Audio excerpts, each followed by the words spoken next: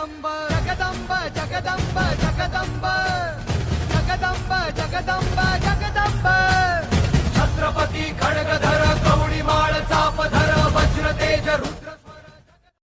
जहाँ बातों से काम हो सकता है वहाँ लातों का प्रयोग क्यों करें। इसलिए पहले तो महाराज ने छोटे छोटे दिखने वाले मगर बाद में बड़े ही महत्वपूर्ण बन गए ऐसे पूरे किले लिए। ये इसलिए कि मराठों को युद्ध का प्रशिक्षण मिले, अनुभव मिले और बादशाह को गाफिल रखा जाए ताकि छोटी सी हरकत समझकर बादशाह इसे नज़रअंदाज कर दे। मगर आगे जाके ये सब इतना आसान भी नहीं था। महाराज की खासियत ये थी कि हर बार वे अलग युद्ध नीति अपनाते थे। ये छोटा दिखने वाला बच्चा आगे जाके ज़्यादा कारनामे ना करे, इसलिए इसका बंदोबस्त करना ज़रूरी है। तुरंत पैगाम निकला, फतेह खान जाओ जाओ जल्दी और वो मराठों का पूरा बंदोबस्त करके आओ। तुरंत ही फतेह खान 5000 सैनिकों की फौज के साथ सासवड़ के पास शिरवल तक आ पहुंचा। महाराज ने शिरवल पहले से ही लेके रखा था। महाराज की रणनीति तैयार थी।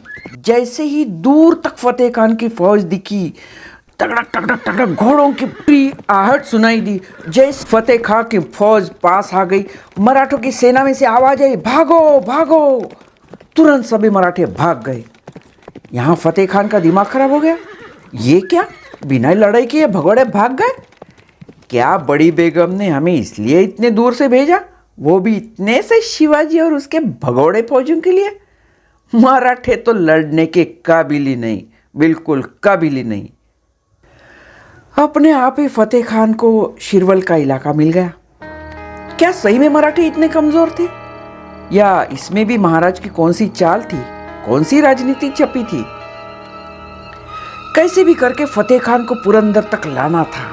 खुले मैदान में टक्कर देना तो नामुमकिन था। सासवड़ के पास थोड़ी सी ऊंचाई पर सुभान मंगल नाम का एक किला है, वो भी मराठों के कब्जों में था। फतेह खान के पास काफी घोड़े, शस्त्रास्त्र, पैसे भरे पड़े थे। किला थोड़ा ऊंचाई पर होने के कारण उन्होंने सोचा कि वहां जाके रुकते हैं, वो जरा सुरक्षित रहेगा। इसलिए सेना को आदेश मिला, आक्रमण, सुभान मंगल पर कब्जा कर लो। तब भी वही खेल। फौज को दूर से देखते ही किलों का द्वार खुला छोड़कर भाग गए मराठे। फिर फतेह खान परेशान, अरे क्या भगोड़े मिले हैं, क्या ये भगोड़ों की कैसी फौज है? अब तो खान की फौज भी थक चुकी थी और बिना युद्ध के सब इलाका कब्जे में आ रहा था। फिर क्या है, जश्न मनाओ, बिरयानी खाओ, मदिरा पियो और आराम से सो जाओ। सब तो अपने कब्जे में आ ही गया है। बस इसी का तो इंतजार था मराठी फौज को। रात होने पर मराठा फौज आई। 200 अरबी घोड़े, उन्हीं पर उनके पैसे, शस्त्र, बारूद, गोला पूरे लाद दिए और चुपचाप चले गए। सवेरे जब आराम से खान के सिपाही उठे तो क्या, अरे घोड़े किधर गए, हमारे शस्त्र कहाँ हैं? दौड़ के देखो क्या है, अरे खजाना भी गायब। तब जाके पता चला कि क्या बेवकूफ बनाया अपनी फौज को। एक भी सिपाही मरा नहीं, लड़ाई भी हुई नहीं, मगर हमें लूट कर पूरा कंगाल कर गए मराठे। खान चिल्लाया, बौखलाया, गुस्से से बोला, कहाँ है ये मराठे, जाओ तुरंत पता करो। पता चला है हुजूर, मराठा तो पूरा घबरा के जा बैठे हैं पुरंदर किले पर। तो फिर क्या है, किस बात की देर है? फरमान निकला, चलो पुरंदर। खान की सेना पूरी पुरंदर की ओर निकल पड़ी। खान चिल्लाकर बोला, देखो इस बार ये मराठे हमें बेवकूफ ना बना पाए। मुट्ठी भर लोग और ये चले हमें चकमा देने। फिर खान ने देखा, फौज देखकर भी किले पर कोई हलचल नहीं है, किले का दरवाजा भी बंद है। धीरे धीरे फौज आगे बढ़ी, किले तक जा पहुंची। लगाओ सीढ़ियाँ लगाओ, चढ़ो ऊपर। देखते देखते 100 200 सीढ़ियाँ तट के ऊपर चिटकाई गई। धीरे धीरे सैनिक ऊपर चढ़ने लगे तो भी कोई प्रतिकार नहीं। हो क्या रहा है? तभी जैसे सैनिक सीढ़ी से ऊपर चढ़े, ऊपर से मावलों ने सीढ़ियाँ धीरे से दे दी ढकल। ओए ओए ओए ओए करते करते सब इतने ऊंचाई से ऐसे गिरे कि ठंडे ही हो गए। बाकी मराठों को बड़े बड़े पत्थर के नीचे ढकल दिया, जिसके नीचे दबकर कुछ सिपाही मर गए। ऊपर से उबलता हुआ पानी, गरम तेल फेंका जा रहा था।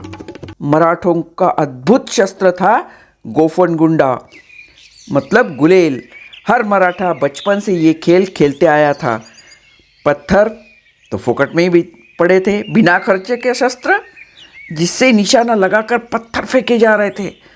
सुल्तान की सेना, इतना घना जंगल उन्होंने कभी देखा ही नहीं था। तेजी से आए पत्थरों से किसी का सर फट जा रहा था तो किसी की आंखें। आगे बढ़ना तो नामुमकिन ही था। एक तो इतने ऊंचे किले पर चढ़ने की उन्हें कभी आदत ही नहीं थी। इतना घना जंगल, प्राणी पक्षी वो भी उन्होंने पहली बार देखे। कैसे तो भी चढ़ने की कोशिश करो तो पत्थर से सिर फोड़े जा रहे थे। ऊपर भी मौत और नीचे गिरे तो भी मौत ही मौत। खान की सेना घबरा कर भागने लगी, भागो भागो। फिर क्या, किले के महाद्वार से मराठा सैनिक हर हर महादेव ऐसी गर्जना करते हुए, नारे देते हुए ऐसे टूट पड़े और बचे हुए सैनिकों का उन्हें खात्मा कर दिया। जोर जोर से नगाड़े ढोल बजने लगे, सींग फूके जाने लगे। ये थी मराठों की पहली जीत, स्वराज्य की पहली जीत। हर हर महादेव के गर्जना से पूरा आसमान भर गया। हर एक का मन जीत की खुशी से भरा था। उससे ज़्यादा उनमें एक बड़ा सा आत्मविश्वास आ गया कि हम भले ही संख्या में कितने भी कम हो, सुल्तानी शक्ति से लड़ सकते हैं। उनका सिर्फ सामना ही नहीं बल्कि उनसे पूरा युद्ध जीत भी सकते हैं। ये है गुरिल्ला वार की करामत, कम से कम हानि और ज़्यादा से ज़्यादा फायदा। इधर ये सब चल रहा था, मगर शिवाजी महाराज का ध्यान तो पिता शाहजी के ओर भी था। चालाकी ने उन्होंने एक काम किया, मुराद बख्श को खत लिखा, संदेशा भेजा, आपकी ताकत बढ़ी, हमें तो मुगल साम्राज्य में आना है। खुद शाहजहां ने इस बात को माना है। बस हमारी एक ही ख्वाहिश है, एक ही इच्छा है, हमारे पिता जो आदिल शाह के कब्जे में है, बस उनकी तुरंत रिहाई होनी चाहिए। ऐसा ही संदेश आदिल शाह को भी भेजा। फिर क्या, मराठे और मुगल एक गए तो क्या करेंगे, हो गया काम तमाम। इस डर से आदिल शाह को शाहजी महाराज को रिहा करना ही पड़ा। इसे कहते हैं असली राजनीति, साम दाम दंड भेद सभी का प्रयोग करके अपना मकसद हासिल करना। संकट चारों तरफ से था। जीजाबाई की भी काफी परेशानी बढ़ी थी। इधर पति कैद में, दोनों बच्चों का सामने इतनी बड़ी शक्तिशाली फौज के साथ शत्रु का आक्रमण, मगर उन्हें पूरा विश्वास था अपने शिवबा पर। और सच में शिवराय ने सभी परिस्थितियों का बड़े ही सावधानी से सामना किया और विजय प्राप्त की। हमें भी कोई भी विपरीत परिस्थिति का डटकर सामना करना चाहिए, शांति से विचारपूर्वक निर्णय लेने चाहिए। अब सभी को पता चल चुका था, जिसे हम मामूली बच्चा समझते हैं, सिर्फ 18 साल की उम्र में जो बच्चा इतना सही निर्णय ले सकता है, इतनी क्षमता रखता है, युद्ध में भी अलग अंदाज से जीतता है, वो कोई मामूली बच्चा नहीं, तो वो है शेर शिवाजी।